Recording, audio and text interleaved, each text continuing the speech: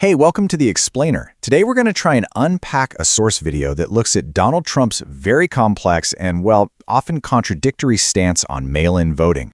So the source video kicks things off with this quote, right? It's a line we've heard over and over, and it's really been the foundation of his argument against the practice for a long time. But then, almost immediately, the source hits us with this pretty major contradiction. It points to Palm Beach County records showing that Trump himself recently voted by mail. So that just begs the question, right? If the biggest critic of mail-in voting is, well, using it himself, what is actually going on here? Okay, let's dive into this. Okay, so the video argues that to get your head around this, you have to look at this distinction that gets made between what's framed as good and bad mail-in voting. And here's where he draws that line in the sand.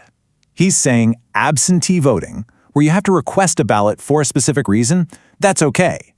But universal mail-in, where ballots just get sent out to all registered voters, that's very, very bad. And this is where the source video kind of satirically breaks down what it sees as the real argument. It suggests the line isn't just about the method, it's about who is voting and where they're voting. The so-called good voting is framed as absentee in red states for legitimate reasons, while the bad voting, that's universal, in blue states and connected to things like drop boxes and ballot harvesting.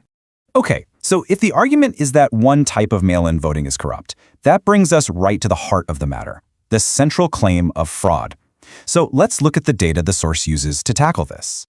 And the video tackles this head-on. It's not about feelings or anecdotes. It's asking, what do the numbers actually say? What do the studies and official reviews show?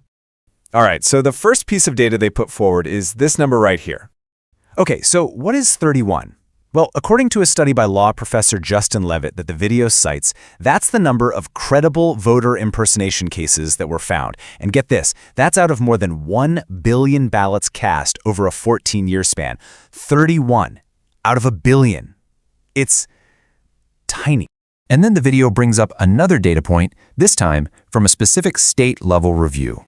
Right, so this is from a review in what the source calls Ruby Red, Utah. Officials there went through over 2 million voter registrations, a months-long effort. And you know what they found? 1. A single non-citizen on the rolls. And that person didn't even vote. So to really drive home how small those numbers are, the source uses this pretty wild comparison. They're basically saying you have a better chance of getting struck by lightning while being attacked by a shark. I mean, that really puts it into perspective, doesn't it? Okay, so the video then changes gears a bit. It argues that this whole debate isn't just about the ballots themselves, it's part of a much bigger legal strategy that challenges the basic mechanics of how we count votes. And they point to this specific Supreme Court case. The RNC was challenging a law in Mississippi. A law that, by the way, is pretty common. It just gave a 5-day grace period for mail-in ballots to arrive and still get counted. And this was their argument, word for word. Election day means election day. No grace period, no election week, no wiggle room at all. The source really hones in on how absolute and strict the stance is. But then, the video immediately juxtaposes that super strict stance on deadlines with this.